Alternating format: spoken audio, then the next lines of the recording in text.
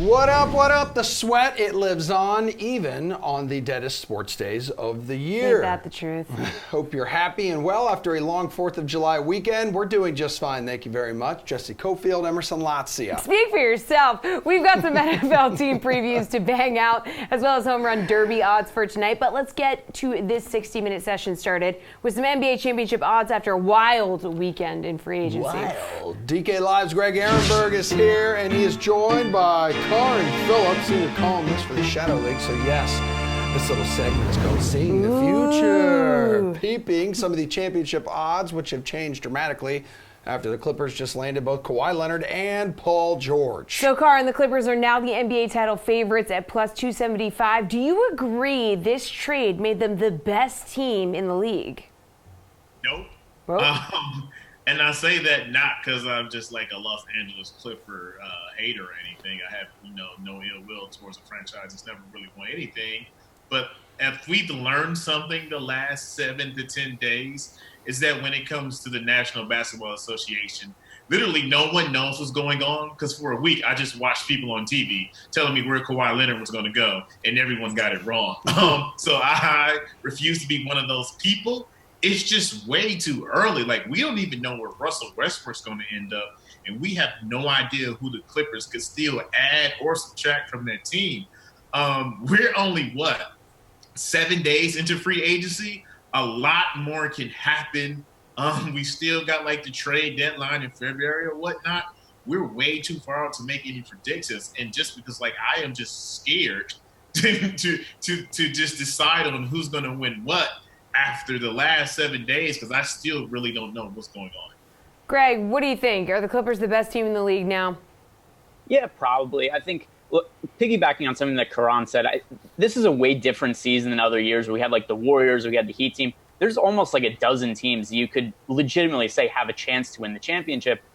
But I do think that as of now, we have to say the Clippers are probably the favorites, either them or the Lakers. And the issue I have with the Lakers, they don't have nearly the depth that the Clippers have. And there's a lot of injury concerns. LeBron James played 56 games last year. Anthony Davis played 55 games last year. And if there's any sort of situation where either of them were to get injured, it would just be so catastrophic because of their lack of depth. And it doesn't seem super likely that they're both going to be healthy. So if they were healthy, then I'd say that it's pretty close between the Clippers and the Lakers. But because I feel the Clippers have more depth and I think there's a little bit more security in terms of the injury situation, I lean a little bit towards them as being the team that I think is a better chance to win the title as of today. Carl, I know you said no to the Clippers. Did you mention, though, who your favorite is right now in the NBA? If I had to pick, it would be the Lakers. Okay. And it's, listen, I understand the injury things, but I mentioned this stat to some friends, and it completely blew their minds. People don't realize that this is the first summer LeBron James has had off since his rookie year. In 2004, he started playing with Team USA. And after that, it was Team USA stuff he had to deal with, or he was in at least the first or second round of playoffs. This is the first time where he's had all summer to do nothing but relax, get healthy, and just listen to us talk about him. And I expect we're going to see a fully healthy and pissed off LeBron show up, and it's going to be another level of something we haven't seen in, 16 years? Okay, so we had the Clippers, we had the Lakers, then there is Toronto going from plus 750 before free agency to plus 3,500 now. So are they a lost cause here, Greg? You got no Kawhi, no Danny Green. They're kind of left to pick up the pieces now. Well, it depends what we mean by lost cause. Are they going to be terrible next year? Probably not. Are they going to win the championship next year? Almost certainly no. They're not going to win the title. They're not going to be in the title picture. But I still think this is a playoff team in the East. They were pretty good last year without Kawhi Leonard. They went 17-5 in the games that he missed. That's a little bit misleading just because the games that they rested him were generally games that they were going to win anyway, or were playing against lesser teams that they were big favorites. But I still think the East is relatively weak. It's only going to take 37 or 38 games to make the playoffs in the East.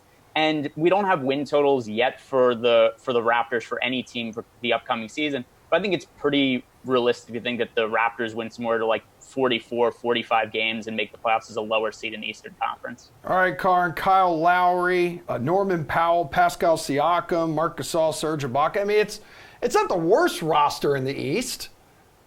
It's not, but if we're going to use the term lost cause, I'm all in on that. Let's remember, DeMar DeRozan got sent away for a reason.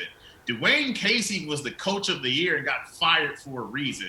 It wasn't so much that Toronto was a bad team, is that they always played bad in the biggest moments every year. And they just happened to run into LeBron. It was how they lost to LeBron, not that they lost to him. So now you take away the thing that made them so different, which was Kawhi Leonard.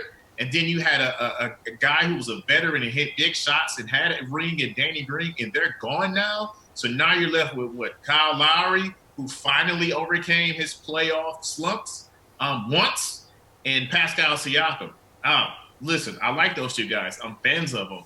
But lost calls in a conference where teams in the East got better and you just lost your guy, no. I don't know how the Toronto Raptors got better in the offseason where everybody else pretty much did.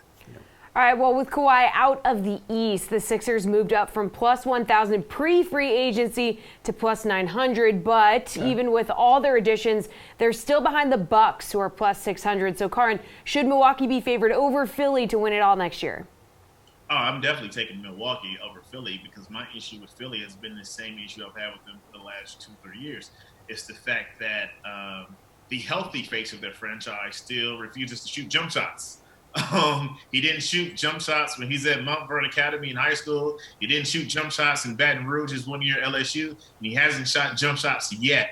Until Ben Simmons just decides that this style of play that he has and realizes it's not going to work, I don't really understand what Philly can do to get better because that is their number one glaring weakness. That is really what's stopping them, especially when you think about the playoffs when the games slow down. So until Ben Simmons changes his game, I'm hands off on Philly, especially when you got a motivated Giannis coming back and Chris Middleton with a very, very, very, very big contract, and he's living good.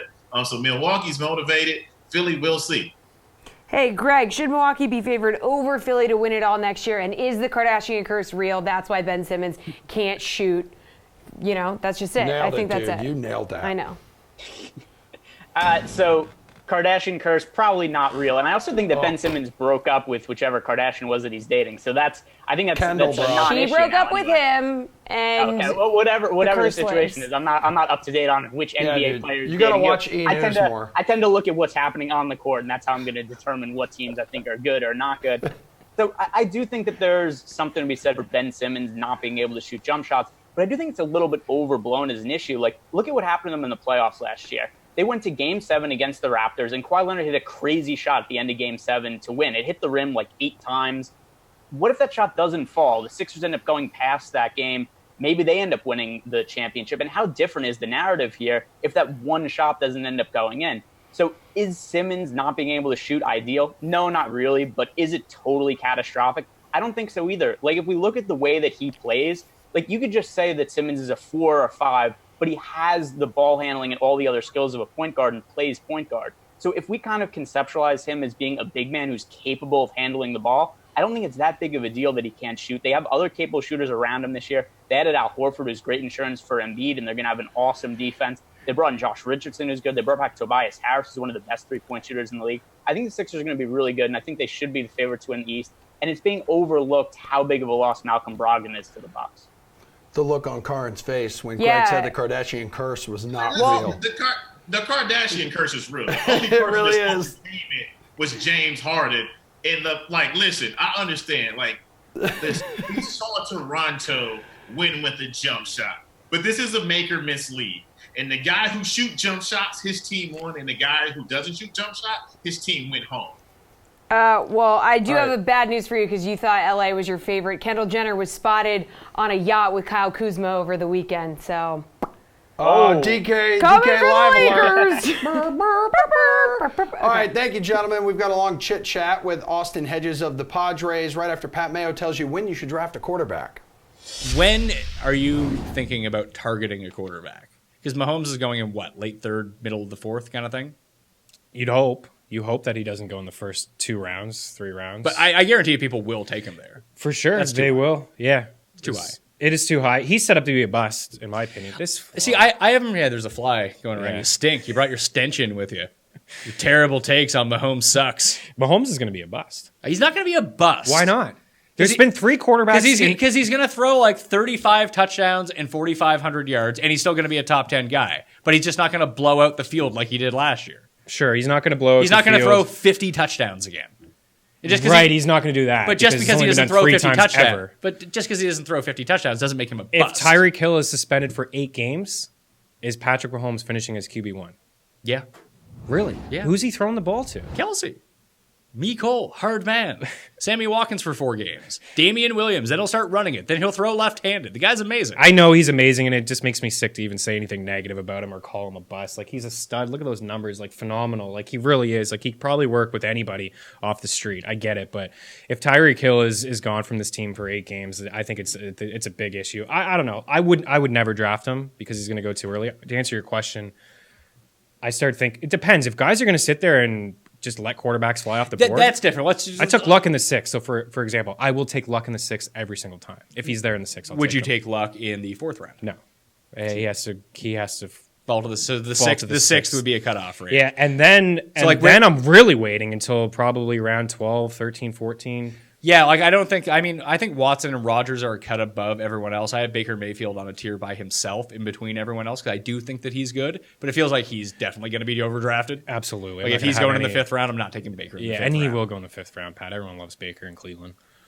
Do you know who I think he is. Our fantasy quarterback is. We did our draft back in like March. Yeah. I think we have Josh Allen again. I hope so.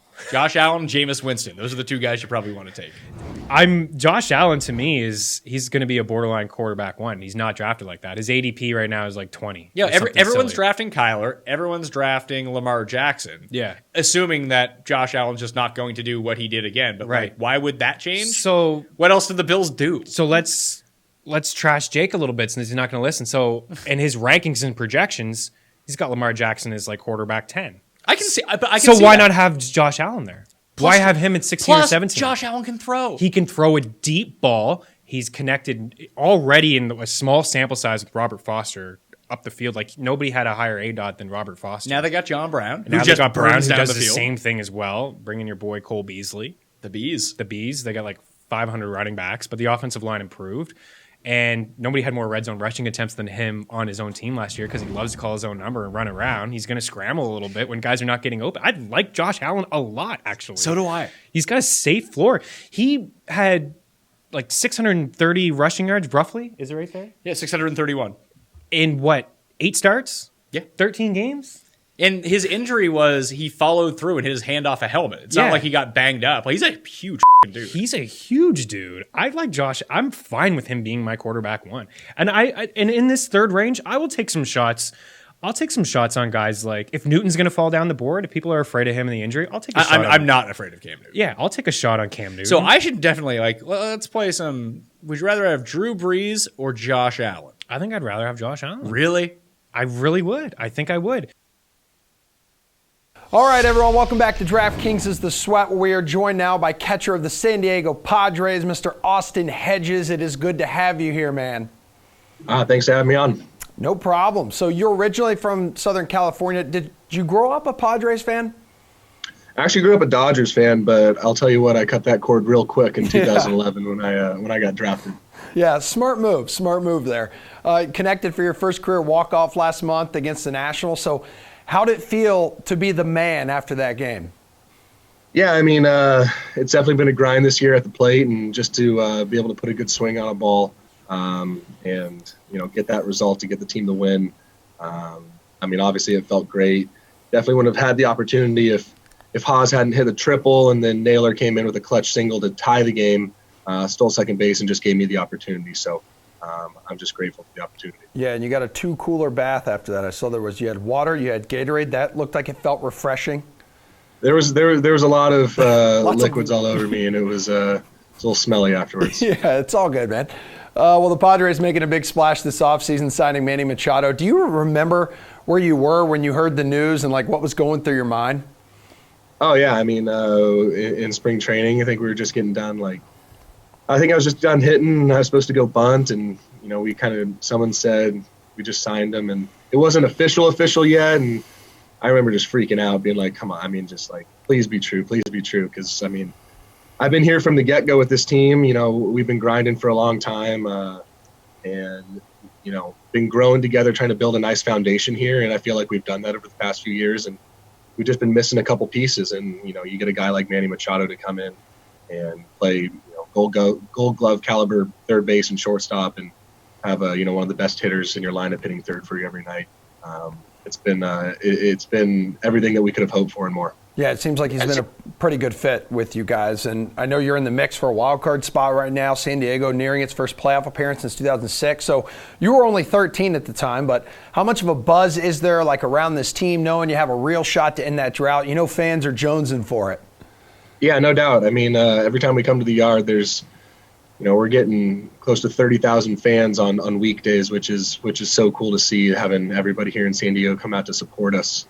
And that, I know that really means a lot. And our clubhouse is awesome. We got so many good dudes, not just baseball players, but just good human beings here that we just love being around each other. And when you're winning, it obviously makes it a little bit more fun, a lot more fun. And that's what we've been doing. And we're excited to get the second half rolling and try and make that playoff push. I've got a tough one here for you. Who is your favorite Padres pitcher to catch for? And we'll make sure to tweet this at him. Man. I mean, I'm just gonna give a nod to our all-star Kirby Yates. Nice. Just because when he comes in, we get to win the game. So when it's always fun to catch him because we get to slap hands afterwards. Okay, so how did you pick your walk-up song here? Is it still George Michael, "Careless Whisper"? No, it's that's not? gone. I banged it. It's done. Why? Why'd you bang that, dude? That's so good. I'm never gonna dance again.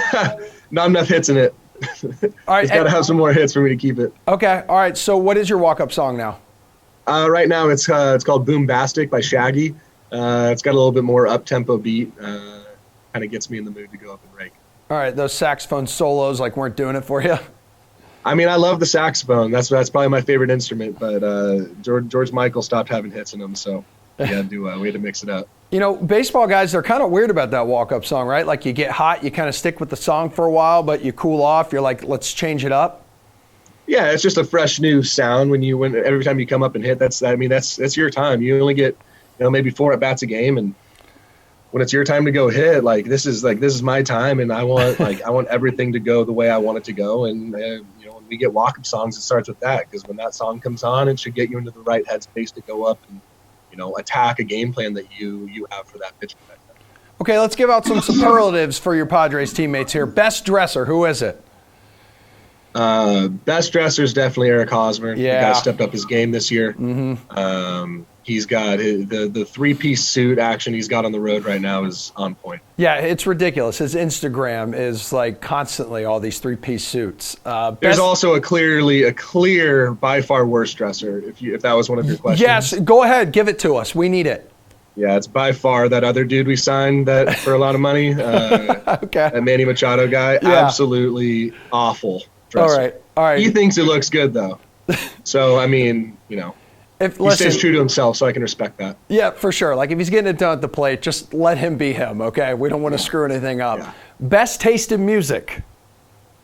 Best taste in music, La Mole, Fran Mil Reyes. He's kind of the DJ on the team. He mixes in a good combo of the Latin music and the American music. And, he's fluent in both languages, so he can sing along to almost every song. And when we're on the bus and the plane, he's always playing some good jams. All right, best sense of humor. Who's the funny guy? Oh man, I'd give that to myself, but I feel like okay. that's no. I'm gonna give it to Kirby Yates. Kirby Yates absolutely makes me laugh. All right, and last one, best hair. Who's got the nicest flow? The lettuce. What are we talking about? That's what I'm saying. Are you kidding me right now? I will allow you to do this. Absolutely, because again, I wore a hat just for to rep my Easton guys, but I got to give myself that one. This is just. And it still looked good after that Gatorade shower after your walk off too. I got to hand it to you here, kid. Thank you. Haas is close, but he's not quite to this level. All right, so where does beating Hunter Renfroe and putt-putt rank on your list of accomplishments?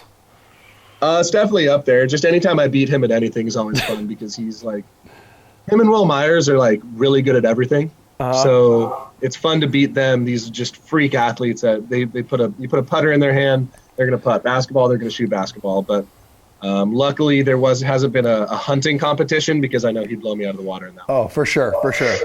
Here at DraftKings, though, we give out awards for the best fantasy players in each sport, so nearing the midway point of the season. I mean, who would you nominate for this season's DraftKings Fantasy Baseball MVP?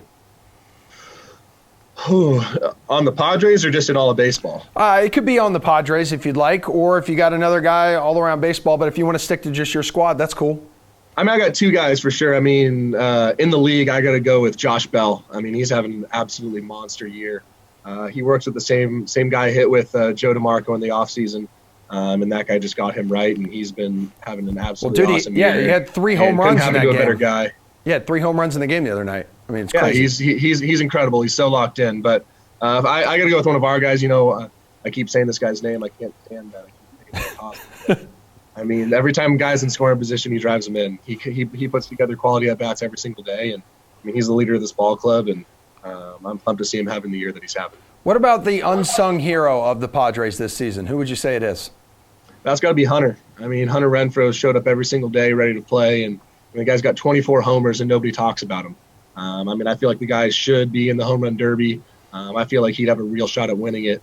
I mean, he doesn't have the same amount of at-bats as a lot of guys that have some more homers than him, but every single time he shows up, he's one swing away from tying the game. He's got like 9 or 10 game-tying or leading homers this year. He's clutch. He's hit a walk-off grand slam. Like, he's the guy everybody wants to play. Hey, I'm Tara Lenazak here with your DraftKings Fantasy Flash. Well, unfortunately, fans won't get to see the reigning NL MVP at the Home Run Derby tonight. Brewers star Christian Yelich dropped out of the contest due to a back injury. Yelich took to Twitter to express his frustration. Extremely disappointed to not be able to participate in the Home Run Derby tomorrow. Always been a dream, but unfortunately things don't always go your way, and I'm not physically able. I'm sorry if anybody was let down, but I hope to be a part of it again at some point in the future. Athletics third baseman Matt Chapman will replace Yelich in the Home Run Derby. His 21 home runs are tied for the 6th most in the big leagues. As for Tuesday's main event, Yelich says he is still going to try to suit up for the All-Star game. The 27-year-old was voted into as one of the 3 starting outfielders in the National League. His 31 home runs and .707 slugging percentage lead all of baseball.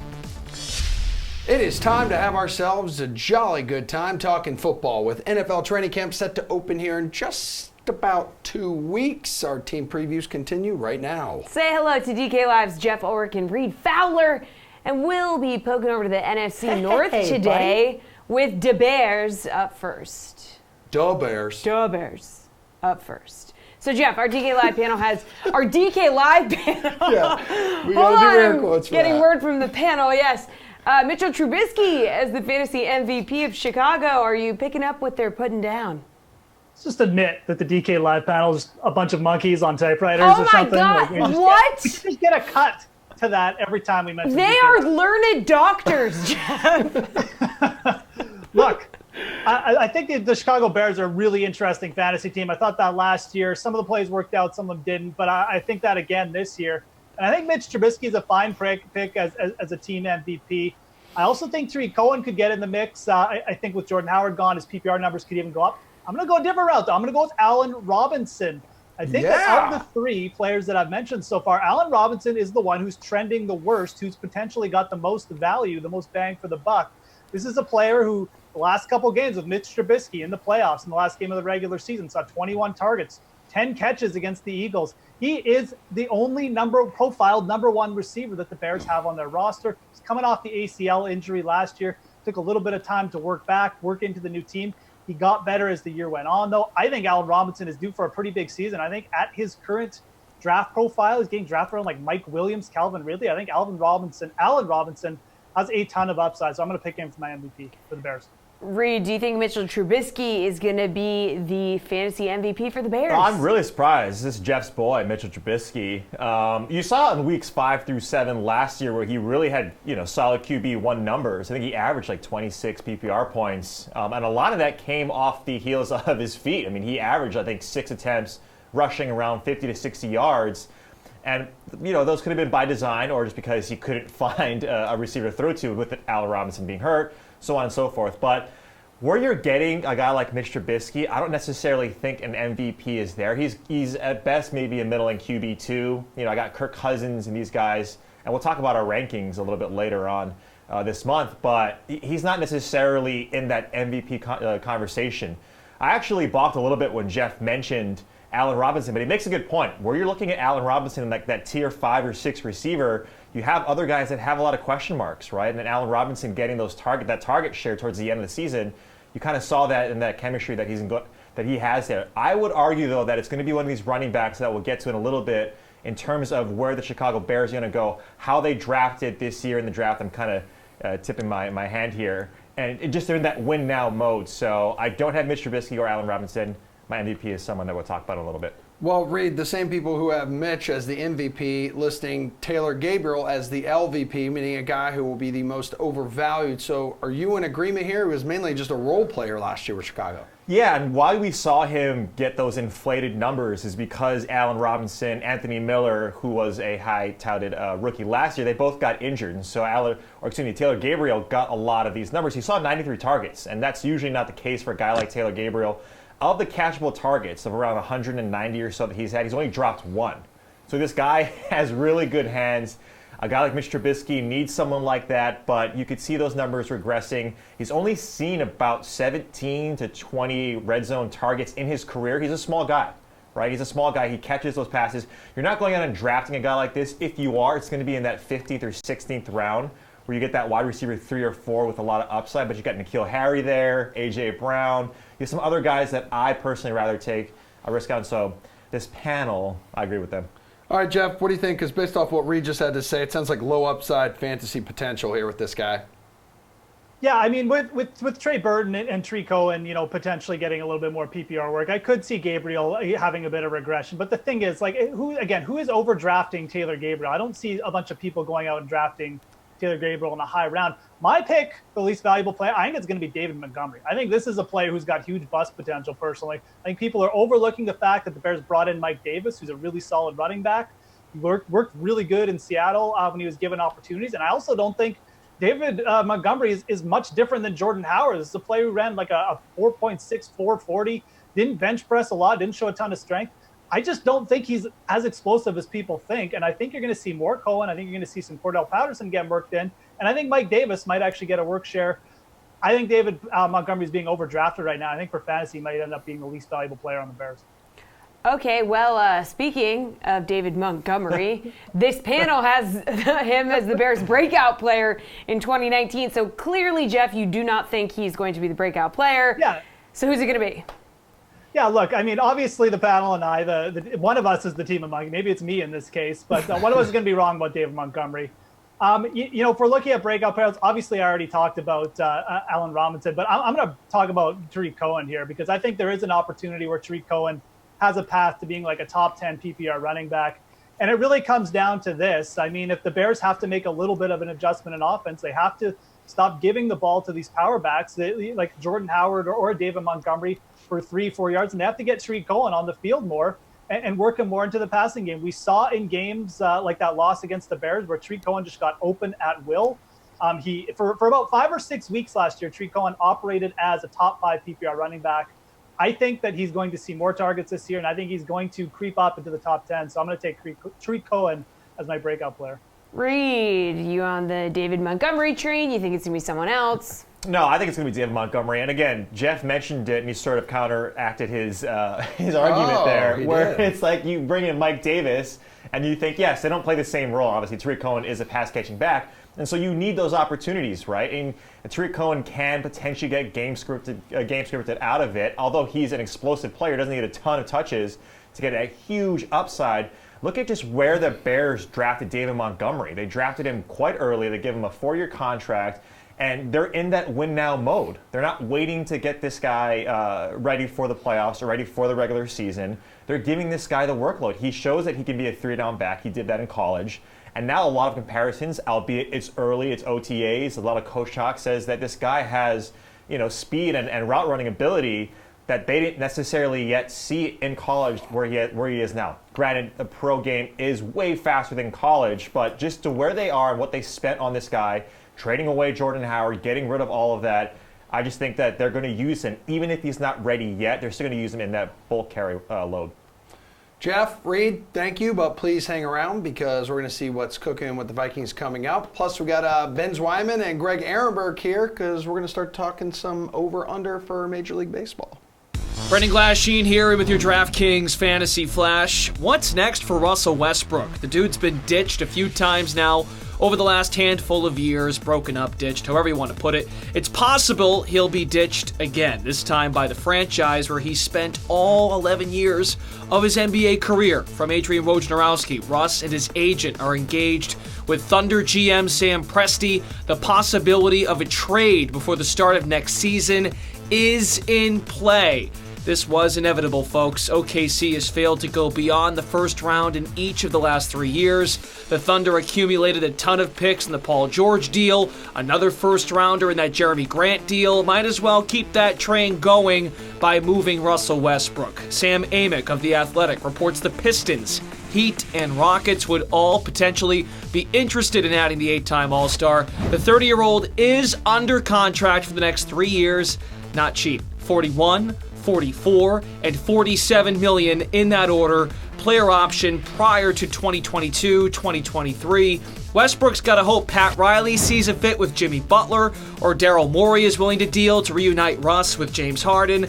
No matter how you slice this up, Westbrook will be required to make a major adjustment on the court to save his career. Granted, he's been healthy, he gives 110% effort, but guys got to want to play with you. That's not the case right now.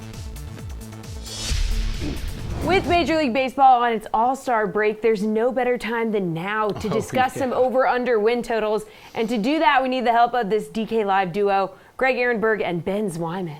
Oh, yes. Gentlemen, the Dodgers have the most wins in baseball, sitting at 60-32. That also means that they have the highest win total on the DK Sportsbook. So, yes, this is over-under. Yeah. The over-under is set at 103.5. You like the over or the under for L.A., Benjamin?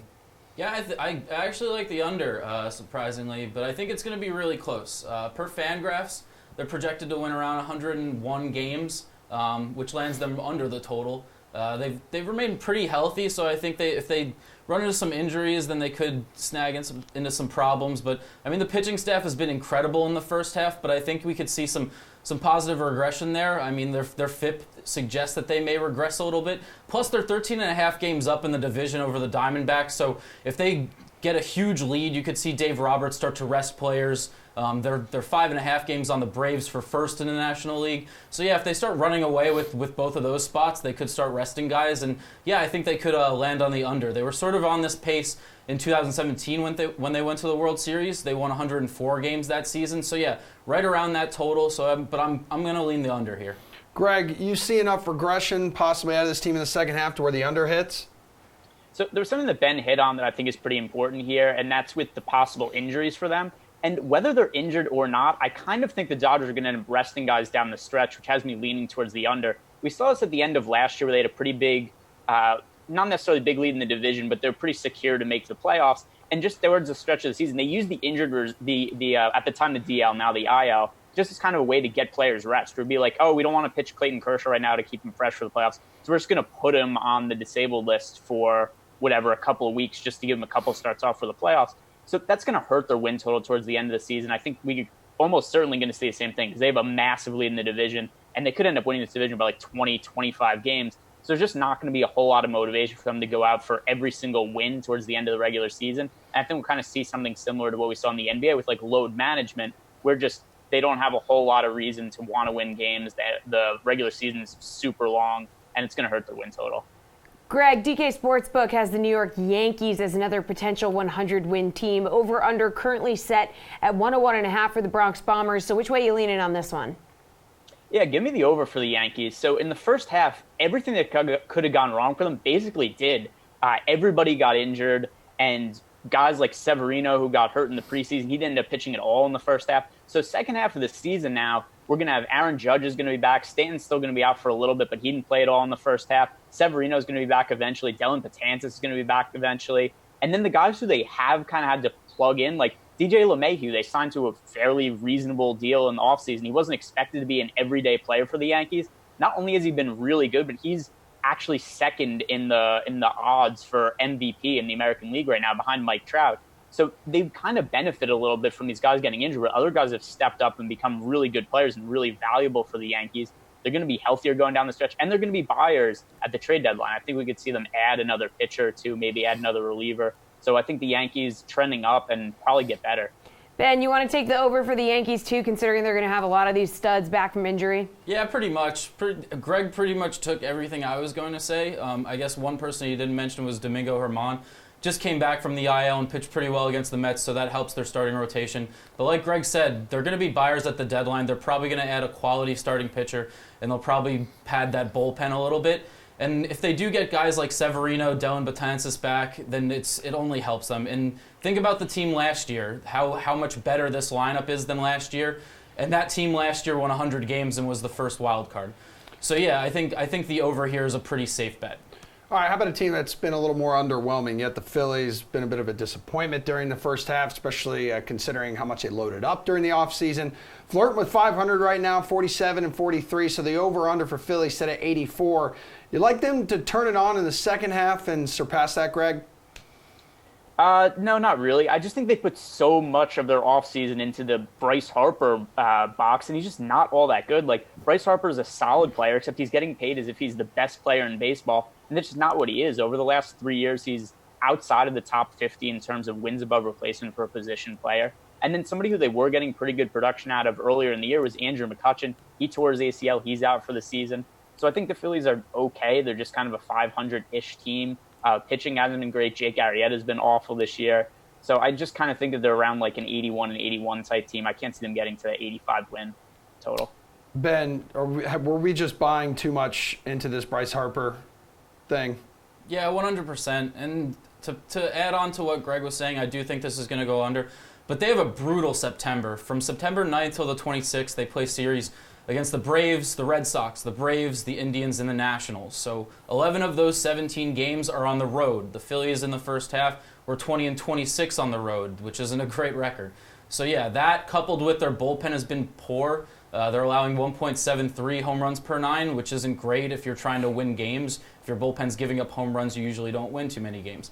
So yeah, I'm going to look at the under here as well.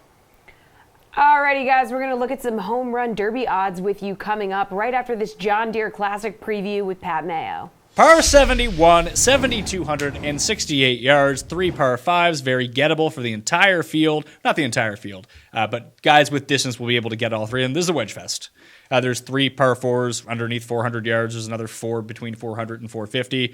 70% of the field hits the fairway here. 70% of the field hits a green in regulation. This is a second shot wedge course. Who has the hottest wedges? Who has the hottest putter? That's who's going to win. And sometimes it's Michael Kim. Other times it's guys who have won this tournament before. Zach's won multiple times. Spieth's won multiple times. Steve Stricker won 3 years in a row. Other than that, Bryson breakout win, Michael Kim breakout win, Brian Harmon got his first win here. Kenny Kim released, I believe, 45% of the winners at the John Deere Classic made this their first career win. So makes total sense. It's probably why when we get to the favorites, you see who the favorite is, and it's Tim's buddy, Victor Hovland. Listen, I remember this. There was a time where this was like Zach versus Stricker, pick a side. So Hovland is 18, Morikawa is 20, Im is 22, Neiman's 22, ZJ is 25, Wolf is 25, Harmon, Streelman, CH3, all 28-1. Those are your favorites. This feels like an alternate event. I called it like a quadruple A event because it's better than like the Aaron Badley Classics that we'll see at the Barbasol, but there's no good, there's good players. All the rookies are here, but there's no other good players. There's no one ranked inside the top 50 in the world in this tournament. Kyle Stanley is the highest ranked player in the field. He's 56th. When we talked about the scheduling and what the worst tournament of the year is, they're lucky that these rookies are playing well because this would be a Corn Ferry Tour event. This would have been death. Yeah, you're right. At least there's something for us to chew on. Because usually Zach and Spieth play, and they're usually pretty good, but they're not even good anymore. And Spieth's not even playing. Is he playing the Scottish? No. That's weird. Just taking some time to himself. He wouldn't even improve this field. Well, he would. He would be the best player in this field by far. Would have made some great head-to-heads. Would you really pick all the rookies No, over I Spieth wouldn't at a pick course on. where I he's wouldn't won pick twice? on him. I wouldn't pick on him. No, I'm not picking on him. I can say you always say How many this. starts- You like to dig the grave for Spieth. Whenever I ask you want to play a head-to-head against him, you're like, yeah. Sorry, I didn't want to play Bo Hostler versus Jordan Spieth. I took Tiger instead. No, but even when we had when we were having discussions about head-to-heads in some of these other Well, tournaments, some of earlier these in the year- courses, he has these courses. Like there's certain places at Pebble. There was a part of me that was like paranoid. At the Masters, I'd be paranoid. John Deere sounds like a place I could get paranoid. I think the Wyndham will be your last chance to tie our bet. How many starts would he even have left in the year? 3. No, he'll play all the FedEx Cup events. Will he? Yeah. I think he's like top 35 right now. Okay. And when he wins the Wyndham, he'll vault into the. He might win the into Wyndham. 15th. So there's 2 guys that I would consider here. One that I bet a bit of a sweetheart number on a different book this morning. I got Sung Jae at 33. That's a good number for Sung Jae. I'm not on Sung Jae for this. This is the type of tournament he can most definitely go win, though. I just don't know if I want to eat a 22 with Sung Jae.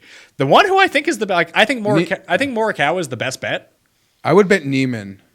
I think that Morikawa gained over 10 strokes on approach last week, and he barely finished in the positive for putting. Like, it's kind of crazy that he didn't end. I mean, if he just made 2 more putts, obviously he ends up winning. I think Wolf and Streelman are the 2 best values.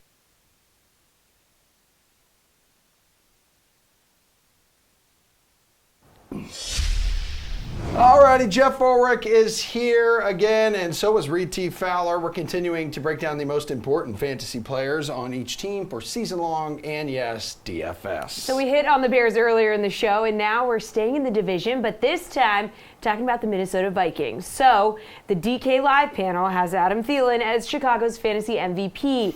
Are they spot on here, Jeff? The DK Live panel dressed Emerson in a soccer jersey for a football show. Yes. First off, buddy, it's World Cup fever, and this is a free shirt that I received here at DraftKings It's supporting Korea. He's representing Korea. It looks good on air, that's all. All right, let's talk about this Vikings offense here and Adam Thielen. Look, I got nothing but love for Adam Thielen. The problem is I got nothing but hate for Mike Zimmer and the fact that he fired John DeFilippo, who's a perfect OC for fantasy purposes. Adam Thielen with John DeFilippo was on pace for a historic season. After that firing, Adam Thielen, the last 8 games of the regular season last year, 1 game over 85 yards. He had less than 6 catches in 6 out of his last 8 games. This is just a different player, a different offense with Kevin Stefanski, Mike Zimmer's boy, as OC. I don't think that Adam Thielen is going to be the MVP. I think Dalvin Cook is going to be the MVP of this team, for the simple reason that Mike Zimmer wants to run the ball. And Dalvin Cook is absolutely no competition for carries this year. That now Latavius Murray is out. So I like Adam Thielen, but Dalvin Cook is going to be the MVP for the Vikings. Reed, what do you think? Yeah, Jeff did his homework. I mean, that analysis was 10 times better than that drawing of a golf cart on the whiteboard there. Yeah, we're not even talking about the John Deere Classic Yeah, no, today. we're not. No, but he's exactly right. When you look at Adam Thielen, look, he had 8 top 10 fantasy weeks. That was tied for the best in the league. And you saw that first half of the season, he was on pace to break a ton of records. Out of the slot, you love that position there in terms of what Kirk Cousins was able to do with him. And then DeFilippo goes away, and then so does Adam Thielen's production. You look at those last 3 games in Minnesota, the Vikings were top 7 in run percentage, or run play percentage, and it just is going to funnel through Dalvin Cook. It's going to be Mike Zimmer. Even though Stefanski is the offensive coordinator and he's been there for a long time, Mike Zimmer is going to be controlling that offense, and it's going to go through Dalvin Cook. The thing is with Dalvin Cook, when we're talking about him, is can he stay healthy? We'll get to that in a little bit. But Adam Thielen, in terms of what you're able to get, or where you have to get him, in that second round, late second round, I mean, that it's going to be tough. People are going to see that production last year, the first 8, right? Just remember how well he was doing. And they're going to draft him potentially earlier. So I would just be aware, if people are starting to draft, you think that you want to draft him early in that second round, I would pass on that. Well, Reed, the least valuable player, rookie tight end Irv Smith Jr., so a second-round pick back in April, so the panel thinks he'll be overvalued more than any other offensive player on Minnesota. Are you in agreement here? This is kind of bizarre to me because Kyle Rudolph is still there, so I don't necessarily think anyone's going to be overvaluing a backup tight end. Yeah, this was Jeff Ulrich's input in the DK panel for LVP. Look, Irv Smith's probably not going to get a ton of playing time. So, yeah, in that sense, yeah, you could say least valuable because he's not going to smell a lot of playing time. It's actually Kyle Rudolph, for that exact matter, that Minnesota went out. They went out and got Irv Smith, who is a complete tight end. has a lot of talent. We saw what Alabama can do with their tight ends and O.J. Howard. Now you see Irv Smith, good blocker, has great hands, good yards after the catch. But Kyle Rudolph just inked a 4-year extension for $36 million. And so now when you look at just the Minnesota's offense, we just talked about with Dalvin Cook in the run game, what they're going to do. A guy like Kyle Rudolph, who is going around tight end 10 now still, is someone that I think is overvalued because he only reached, top 15 or top 12 numbers 31% of the time last season, and he averaged around 7 DK fantasy points or 7 PPR points. He had some games, right, where he performed because Minnesota doesn't have a number 3 receiver. That's Kyle Rudolph. So I wouldn't say Irv Smith is the least valuable. I would say the tight end 1 in Kyle Rudolph would be the LVP there. He's a big-bodied weapon is what I just read online, Jeff. But, Kyle Rudolph is also a big-bodied weapon, and he's going to be starting. The problem with Rudolph is a big, slow-bodied weapon. So Irv Smith has some upside. I mean, the problem is, and Reed hit on this, neither one of them is probably going to matter that much for fantasy until one of them gets hurt or one of them leaves. It's probably not going to happen this year. My pick for least valuable player is Kirk Cousins on the Vikings, and it comes back to the OC thing. Kirk Cousins had one game throwing over 265 yards from Week 9 onwards last year. He's a completely different player for fantasy purposes once John DeFilippo left. Look, and he set career highs last year through 30 touchdowns, but we saw the production go down once they made the change in OC. And I think people are out of their minds drafting Kirk Cousins if you saw what happened when that OC change came. I love the weapons he's got. I just don't think they're going to get full use. I think Dalvin Cook is the one you want to target. I think Kirk Cousins is going to have a down year. I think he's due for some regression. I don't know about this Irv Smith hate. He's a good prospect. I mean, hey, give him kind of a break. All right, we got to move kind of quickly on this one, running out of time here. Breakout fantasy players, rookie running back Alexander Mattison. Again, this is according to the DK Live panel. You see this being the case, or do you like someone else, Jeff? I don't like Mattison. I mean, he's basically just like a pretty average running back. I don't think he's going to take carries away from Dalvin Cook. But look, I don't have a breakout player for the Vikings. Just draft Dalvin Cook. And maybe if you can get like Stephon Diggs for cheap, that's about it. Sorry. Reed, what do you think? Yeah, same. I mean, only if Dalvin Cook gets hurt that this guy has value, right? Because that's what he was at Boise State. He was a big body back, but doesn't have really any cutability, if that's even a word. Stephon Diggs does present value after Adam Thielen, but yeah, this guy is questionable. Reed, Jeff, thanks for all the help tonight. Enjoy the Home Run Derby. We'll discuss odds for said derby right after this edition of Francesa Monday.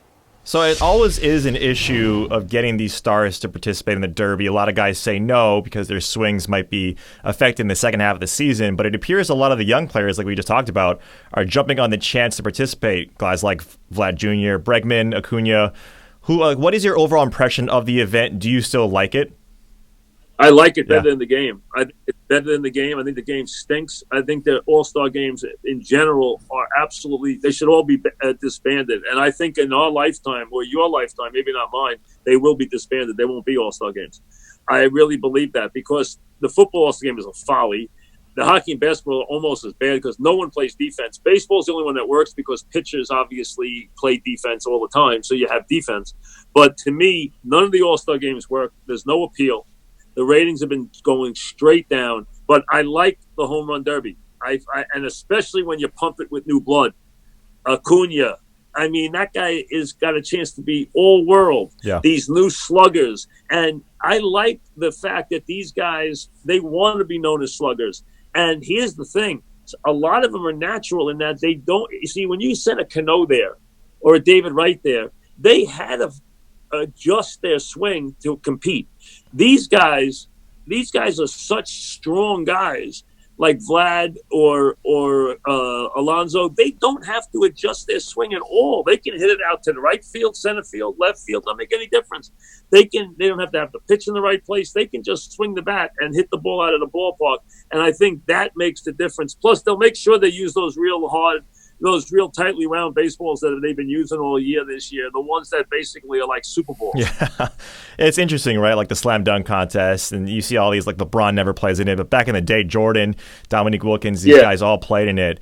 There's probably that new blood with baseball to have these guys be known as sluggers. But I like the Home Run Derby a lot. The dunk bores me because there's not much you can really do with the dunk. All you can do is dunk. I mean, you bring guys in and jump over their head or whatever stupid stuff, but it's still a dunk. It didn't really work. I like the skill. I like the three-point shooting better in there than I like anything else, because it takes an art to be able to keep firing those threes. And that was really good competition. I think this will be fun. And I think having the new sluggers involved, baseball gets to market, and baseball needs to do a better job of marketing.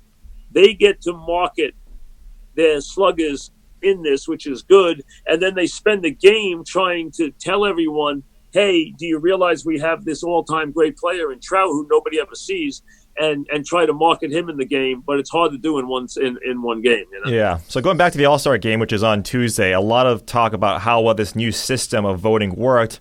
There's a lot of snubs, too, as well. So who do you think was the biggest snub of this year? I haven't really looked. I know here in New York they were very upset about Gleyber Torres not getting it, but he just did, I believe. He just got named. I thought he was a decent snub. I thought he actually deserved, with the year he played this year, to get in there. I think it would have been bad if McNeil or Alonso didn't make it. I thought they had to make it. But honestly, I don't think it's that big a deal. And there's a lot of guys whose stats are very, very close. The guys who had to make it for the Yankees made it. LeMahieu had to make it. And Sanchez had to make it. You got to catch you with 24 homers and 58 RBIs. He's got to make it. Those guys had to make it, just like Alonso and McNeil had to make it. The other guys, it's borderline. But, Gleyber's had a good enough year that he deserves to be on there. Yeah, so the American League, favored over the National League for Tuesday's game. Give us a prediction on who wins and who you could see taking home MVP honors. Well, here's how I would look at it, okay? And I haven't looked at the overall rosters yet, but here what I will tell you. Whoever put the most closers on their roster will win. Oh, okay. Because that's the way to attack this game, is to get a lead and just go closer, closer, closer, closer, closer. So I think that team will win. But recently the American League has been much better. I think the National League has closed the gap with some of the young players this year. So just for a lock, I'm going to say the National League, because the American League's been winning a lot. I'm going to say the National League this year. Oh, great. Okay. Sounds good. Then a pitcher probably taking home those MVP honors? Nah. Somebody will hit a home run and take it home. They try to give it to Trout if they can keep him in the game. True. See, Trout goes in there and he's going to play 6 innings. No one else gets to do that. It really depends on who they leave in the game to get 3 at-bats. What guy does the manager want to leave in there to get 3 at-bats? That's the guy who a lot of times, if he gets one out early, that's the guy who's usually going to win the MVP. Yeah. So after the All-Star break, all eyes will be on the MLB trade deadline. What will the Yankees be in the market for? Or who will they potentially get? Who you got? The Yankees are completely in the market for a starting pitcher, and I have been promoting 100%. I don't want any other talk. I don't want any other issues. I want Bumgarner. Bumgarner is a all-time great postseason pitcher. I believe he's bored. I believe he still has plenty in the tank. I think he will be energized. I think he will make a difference. I think if the Yankees get him, they have a great chance to win it all.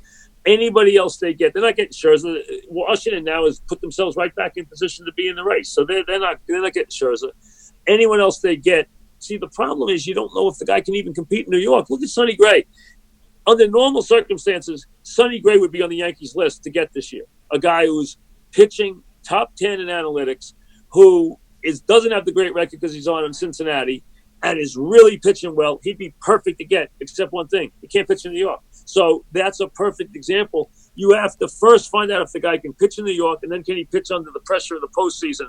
That's 2 big ifs. That's why with Bumgarner, there's no ifs. He's the man. He's the guy the Yankees should get. All right, you heard it here first. Mike, appreciate your time. Have a good one. Thanks very much. All right, gentlemen. Home Run Derby is just about an hour out, so let's take a look at some odds and props. And by we, I mean DK Live's Greg Ehrenberg and Ben Zwyman. Well, folks, Kristen Yelich was the favorite going in, but he unexpectedly dropped out due to back issues. We've got A's third baseman Matt Chapman replacing him. He'll go up against the rookie Vlad Guerrero Jr. in the first round. Greg Vlad, 20 years old, youngest to ever take part in this event. He's favored, minus 143. You giving Chapman a shot here, though? Yeah, so the home run derby, it's pretty hard to predict. There's no real stats we could look at and be like, oh, this guy is more likely to win a home run derby. The one thing we do know for this setup is that it favors left-handed hitters more than right-handed hitters in Progressive Ballpark, but both of them are right-handed hitters. So Vlad, we've seen a lot of videos come out about him. He's been practicing for this for weeks now, so I think the public sentiment is behind him. But overall, I think it's really close to 50-50. It's just people prefer Vlad because he's the name, and we've seen all these videos come out with him. So for the plus odds, I prefer Chapman just because I think it's close to 50-50, and he's plus money. Benjamin, who do you prefer here? I know Guerrero has enormous raw power, but that hasn't really translated to consistent numbers yet in his career. Yes, that's true, but I also like Chapman. Again, he's getting the odds here. And if we're going to look at some stats, he's 5th among players with at least 200 batted ball events with a 93-mile-per-hour exit velocity, 5th with 128 hits over 95 miles per hour, so that actually helps him a little bit. And I looked at some highlights, and his stroke is very short. He doesn't have a really powerful stroke. Gets the bat to the ball pretty quickly. I think Vlad Jr. gonna have a lot of emotions coming into this event. I think a lot of hype, and his swing's really huge, really powerful cut.